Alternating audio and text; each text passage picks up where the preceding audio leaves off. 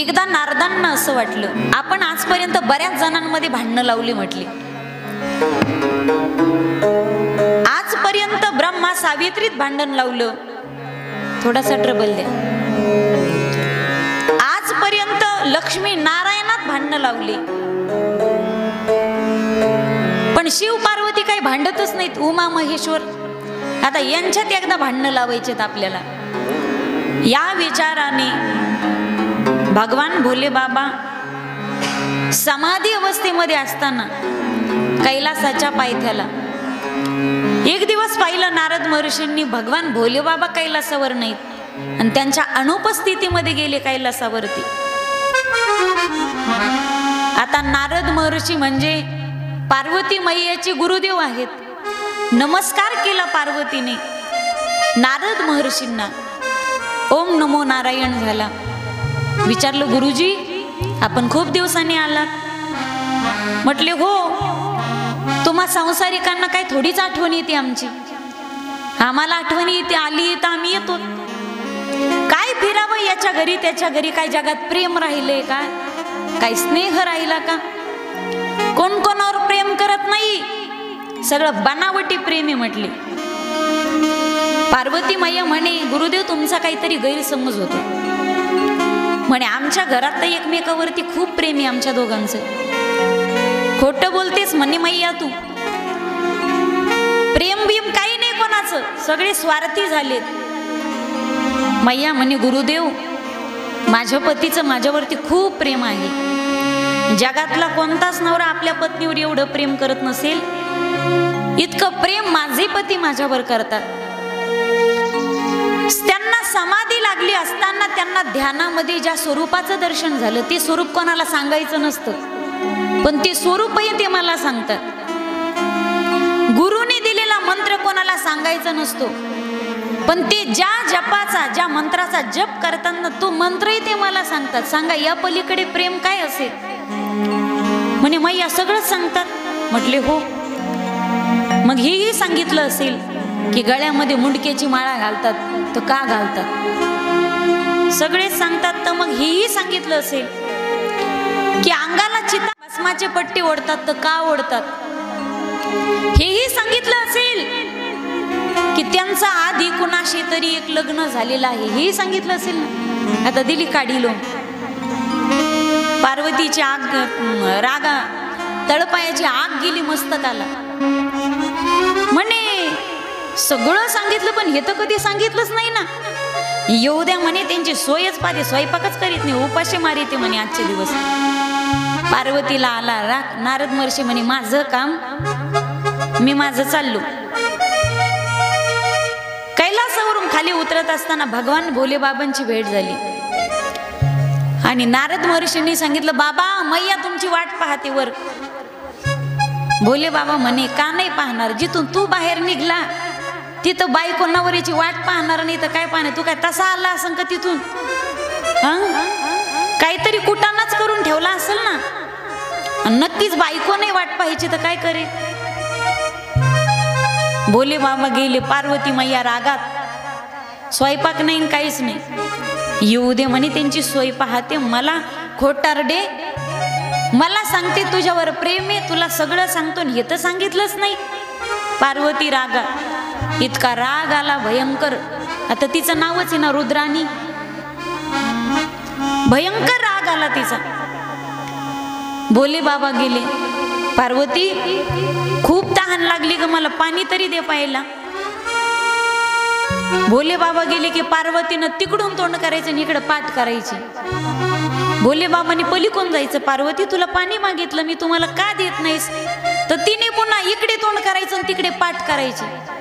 पार्वती भोले बाबाला लोटांगण घालायला लावित होती.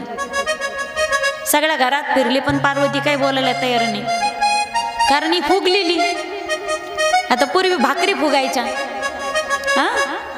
आता करणारी फुगते. भाकरीचं काही हो.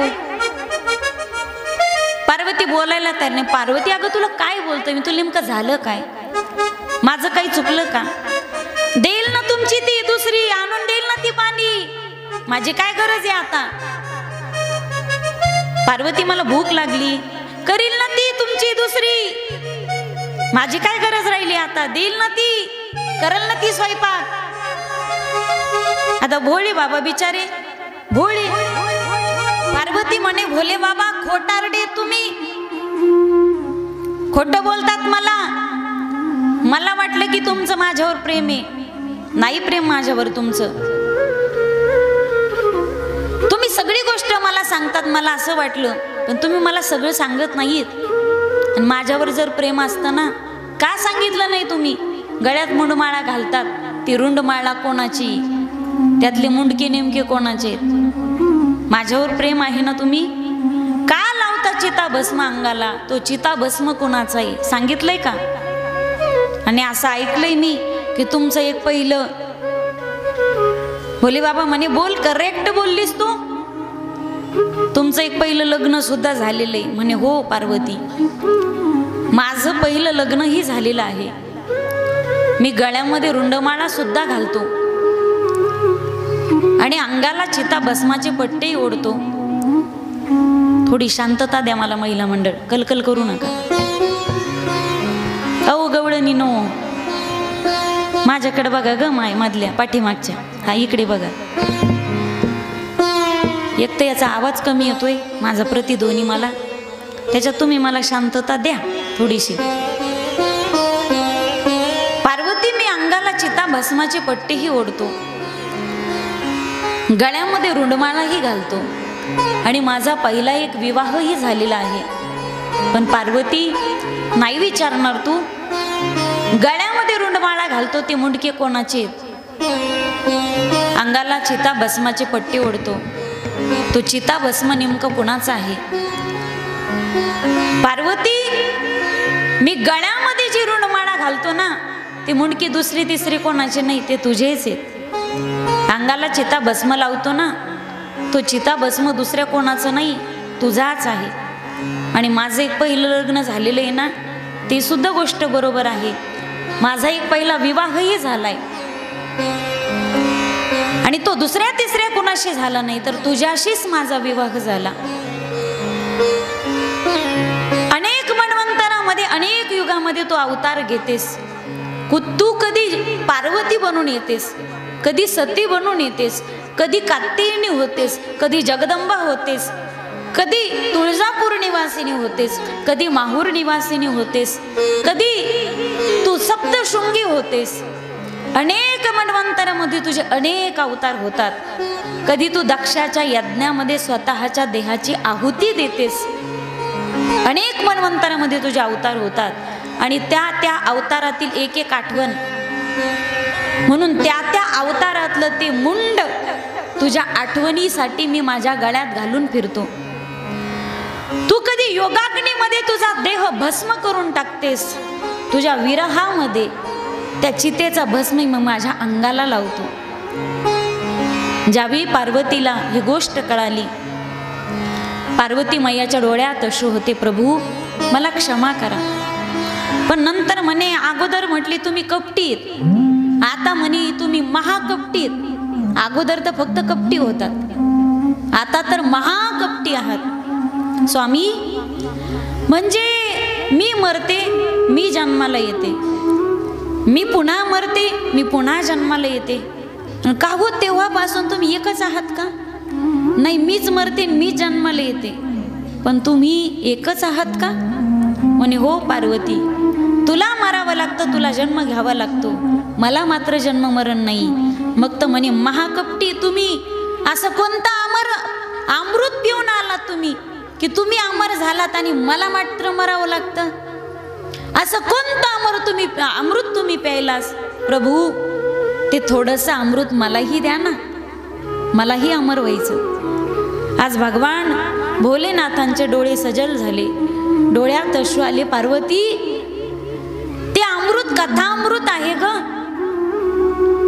प्रभू, मलाही द्या ना थोडंसं अमृत, ते मलाही तुमच्यासारखं अमर व्हायचंय. पार्वती, तुला ते अमृत देणार आहे मी, पण आज तुझ्या एकटीच्या मागणीसाठी त्या अमृताने जगताचा उद्धार होणार आहे.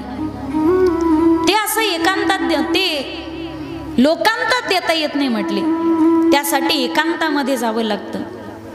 पार्वती मैया आणि भगवान भोलेनाथ एकांतामध्ये गेले आणि भागवत कथेला प्रारंभ केला, या कथामृताला. त्या कैलासावरून एक पक्षी पोपट आणि त्याची ती मादी पक्षी त्या पर्वतावरून जात असताना त्या पक्षीने अंड टाकलं. अंड खाली पडलं, पण त्या कैलास पर्वतावरच्या हिमालयाच्या कडाक्याच्या थंडीमध्ये ते अंड फुटलं. पण ज्यावेळी त्या अंड्याच्या सानिध्यामध्ये भगवान भोलेनाथ आणि माता पार्वतीची कथा आरंभ झाली ना, भगवान भोलेनाथांनी सांगितलं, पार्वती मी तुला ते कथामृत सांगतोय, तू सर्वांगाचे कान करू नये, पण तुला झोपायची सवय पहिलीच जुनी. कोणी म्हणेल आमची पार्वती झोपते म्हणून तर आम्ही कथेत घेऊन येत नाही तिला. ती झोपणारी असेल तरी कथेत पाठवा तिला. मी काल सांगितलं तुम्हाला, झोपायचं असेल तर इथे येऊन झोपा, पण घरी मात्र राहू नका. आता काय करावं, इथं पार्वत्या भरपूर आहेत, सत्या भरपूर आहेत, पण भगवान भोलेनाथच दिसत नाहीत ना. सती माता आहे पण भोलेनाथच दिसत नाही. त्यामुळे सगळ्या सतींनो, उद्यापासून येताना आपापल्या घरी आपापल्या नवऱ्याला सांगायचं, सतीनं सत्याला सांगायचं, सत्या उद्यापासून कथेत यावं लागते, कथा जोडीनं ऐकायची असते. आता बाकीच्या घेऊन आलो नाही ना, गाडीत जागाच नव्हती. आम्ही दोघं आहोत मात्र जोडीनं, कथा जोडीनं ऐकायची असते. तुला पहिले जुनी झोपायची सवय. पार्वती मी कथा सांगेल, मला डोळे झाकून, कारण मला कथा सांगू लागलो की मी भाव विभोर होतो आणि मी डोळे झाकून कथा सांगतो. तुला झोपायची सवय, तू झोपली तर कथा मध्येच बंद पडेल. बरं तू झोपली की जागी आहेस हेही मला कळणार नाही. मी डोळे झाकून ते कथामृत तुला देईल, तू मात्र मध्ये हुंकार घालायचं काम करायचं. असं हुंकार घालायचं काम करायचं. पहिल्या दिवशीची कथा प्रारंभ झाली. मायबाप पार्वती मैयाने सर्वांगाचे कान करून कथा ऐकली. जे अंड होतं ना फुटलेलं अंड, पहिल्या दिवशीची कथा झाली. ते पोपटाचं अंड, फुटलेलं अंड शाबूत झालं, पुन्हा पूर्ववत झालं. जे फुटलेलं अंड होतं, पहिल्या दिवशीची कथा झाली. दुसऱ्या दिवसाची कथा संपन्न झाली. त्या अंड्यातून पिलू बाहेर आलं आणि तिसऱ्या दिवशीपासून ते पिलू कथा श्रवण करू लागलं. कथा ऐकावी, पार्वतीने ऐकावी, त्या पोपटाच्या पिलाने ऐकावी. तिसऱ्या दिवशीची, चौथ्या दिवशीची, पाचव्या दिवशीची कथा झाली. आणि ज्यावेळी कृष्ण उद्धवाचा संवाद चालू झाला, निजधाम गमन करत असताना उद्धवजींनी विचारलं, प्रभू आता तुम्ही जाणार, भक्तांनी कोणाच्या आश्रयाने राहावं? भक्तासाठी आधार कोण असेल? मला ज्ञान वैराग्य भक्ती यांचा उपदेश सांगा. ज्ञान भक्ती वैराग्य वर्णन करून सांगा. ज्यावेळी ज्ञान भक्ती वैराग्य यांचं चिंतन चालू झालं, पार्वतीला झोप येऊ लागली. पार्वती झोपली, पण मध्येच कथा खंड पडू नये म्हणून जे पोपटाचं पिलू होतं ना, कथा बंद पडू नये म्हणून त्या पिलाने हुंकार घालायला सुरुवात केली. 7 दिवसाची कथा श्रवण करून झाली आणि भगवान भोले बाबाने जय जयकार केला. गोपाल कृष्ण भगवान की जय जयकार झाला आणि पार्वती मैया खडबडून जागी झाली. हा प्रभू पुढे काय झालं? पुढे भगवान परमात्मा काय म्हणाले उद्धवजींना? म्हणले, पार्वती भगवान परमात्मा उद्धवजीला काय म्हणायचं ते म्हणाले, पण कथा तर पूर्ण होऊन गेली. म्हणे कथा पूर्ण झाली, पण मी पूर्णता ऐकलीच नाही. कृष्णाचा आणि उद्धवाचा संवाद झाला तिथपर्यंतच ऐकली मी.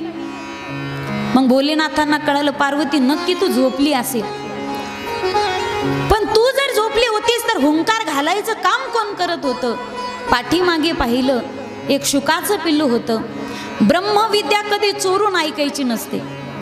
एक तर तू ब्रह्मविद्येची चोरी केलीस, त्याचाही राग आला नाही प्रभूला. कथा ऐकली याचा राग नाही आला, पण कथा पाठीमागे बसून ऐकली.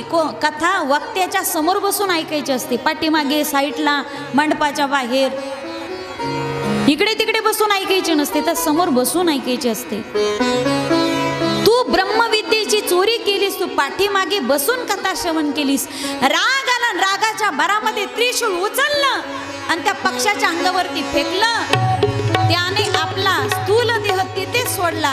सूक्ष्म देहाने जीवाच्या आकांताने तो धावू लागला. त्रिशूळ त्याचा पाठलाग करत होतं. आणि कैलास पर्वताच्या खाली आल्याच्या नंतर भगवान श्री वेद व्यासांचा आश्रम होता. आणि त्या आश्रमामध्ये व्यास महाराजांची पत्नी प्रोणिता, सुलजा माता, काही ठिकाणी उल्लेख आलाय. व्यासांच्या पत्नीने उबासी देण्यासाठी, जांभळी देण्यासाठी तोंडाचा आ केला. आ केल्या क्षणी सूक्ष्म स्वरूपाने शुकाने मुखातून पोटात प्रवेश केला. गर्भधारणा झाली. आज व्यास महाराजांची पत्नी गर्भवती. 1 महिना, 2 महिने, 9 महिने, 9 वर्ष झाले, 10 वर्ष, 11 वर्ष, 12 वर्ष झाले. बाळ बाहेर यायला तयार नाही. सुलजा माता म्हणते, स्वामी, माझ्या पोटातून वेदांचा ध्वनी येतोय. सांगितलं, देवी, तुझ्या पोटामध्ये राहणारा महान तपस्वी. अरे ए सुबोध बालका, बाहेर काय येत नाहीस? सांगितलं, या जगातल्या मायेची मला भीती वाटते. काही करणार नाही तुला माया, ये बाहेर. बाबा, तुमच्यावरतीच मायेने घाला घातलाय, तुम्ही मला काय शाश्वती देतात?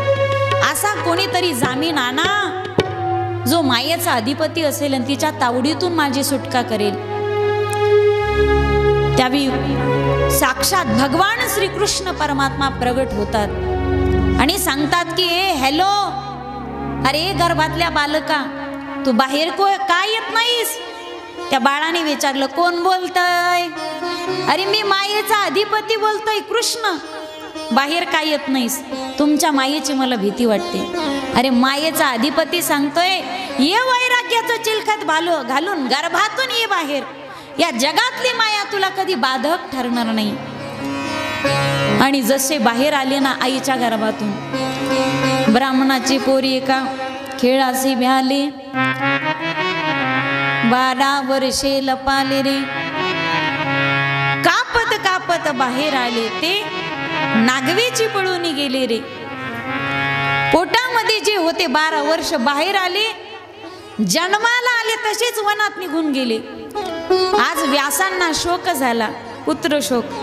बा शुका थांब, हे शुक शुक केलं आणि नाव पडलं शुक. जसे गेले वनात गेले, तपश्चर्या आरंभ केली. पाण्यात स्नान करणाऱ्या अप्सरा बाहेर येतात, दोन्ही हाताने नमस्कार करतात. पण व्यासांना पाहिलं, त्या अप्सरा लाजल्या. व्यासांनी विचारलं, माझा तरुण मुलगा समोर गेला, नग्न अवस्थेमध्ये असताना तुम्ही त्याला नमस्कार केला, आणि मी कपडे घातलेले असताना मी तुमच्या आजोबाच्या वयाचा आहे, मला का लाजलात तुम्ही? त्यावर अप्सरांनी उत्तर दिलं, तुमचा पुत्र हा उदासीन अवस्थेमध्ये आहे, त्यांच्या अंगावरती वस्त्र नव्हतं म्हणून आम्हालाही आमच्या वस्त्राचं भान राहिलं नाही. त्यांची ती स्थिती होती. आज तुम्ही म्हातारे झाला तरी वस्त्र परिधान केले म्हणून आम्हीही आमचे वस्त्र सांभाळले पाहिजेत. काय शुकाचारीची स्थिती होती मायबाप. हे विश्वची माझे घर, अवघी मती ज्याची स्थिर, किंबहुना चराचर आपणची जाहला. जगातल्या सगळ्या या विश्वासी ज्यांचं तादात्म्य होतं, अरे शुकाचार्यांनी पळावं, व्यासांचा शोक पाहून वृक्षांनी ओ द्यावी, पशु पक्ष्यांनी ओ द्यावी. मायबाप कोणत्या बोधावरती आरूढ झालेला हा महात्मा होता. आणि मला असं वाटते गड्या, जगातील वृक्ष हा एकात्मतेचा संदेश देणारे आहेत. म्हणून तर तुकोबारायांनी जगतापासून एकांत साधला, पण पशु पक्ष्यांच्या आणि वृक्षांच्या सानिध्यामध्ये जातात. वृक्षवल्ली आम्हा सोय रे वनचरे, वृक्षवल्ली आम्हा सोय रे वनचरे, वृक्षवल्ली आम्हा सोय रे वनचरे, वृक्षवल्ली आम्हा सोय रे वनचरे. पक्षी ही सुस्वरे आळवी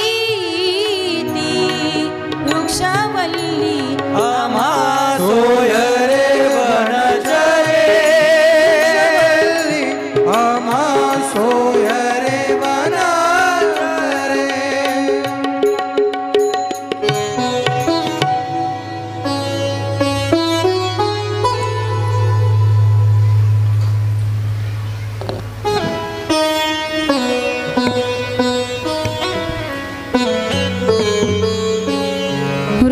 वृक्षवल्ली आम्हा सोय रे वनचरे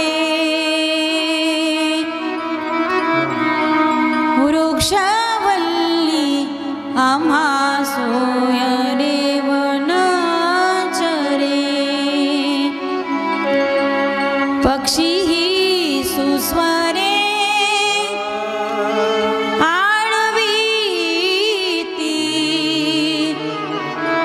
वृक्षवल्ली आम्हा सोय रे वनचरे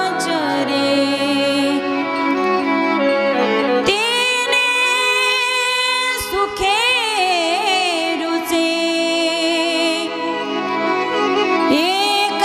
एकांताचा वास नाही गुण दोष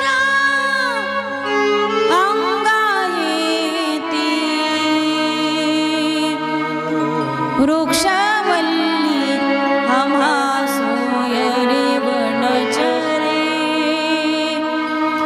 वृक्षवल्ली आम्हा सोय रे वनचरे आकाश मंडप पृथ्वी आसन रमे तेथे मन क्रीडा करी एकांत साधला पण पशुपक्ष्यांच्या आणि वृक्षांच्या सानिध्यामध्ये का गेले माईबाप शुकाचार्यांची स्थिती वनात गेले तपश्चर्या आरंभ केली व्यासांना शोक झाला अगोदर दुःख होतं पुत्र नव्हता म्हणून दुःख आता जन्माला आलाय ना वनात गेला निघून म्हणून दुःख मग व्यासांनी काय केलं शुकाचार्यांची ती ध्यानधारणा ती समाधी ती तपश्चर्या पाहून इंद्राचं आसन हादरलं इंद्राने अप्सरा पाठवली पण तरी सुद्धा शुकाचार्यांची समाधी काही उत्थान होत नाही इकडे व्यासांनी आपल्या काही शिष्यांना अर्ध्या श्लोकांची संहिता दिलेली होती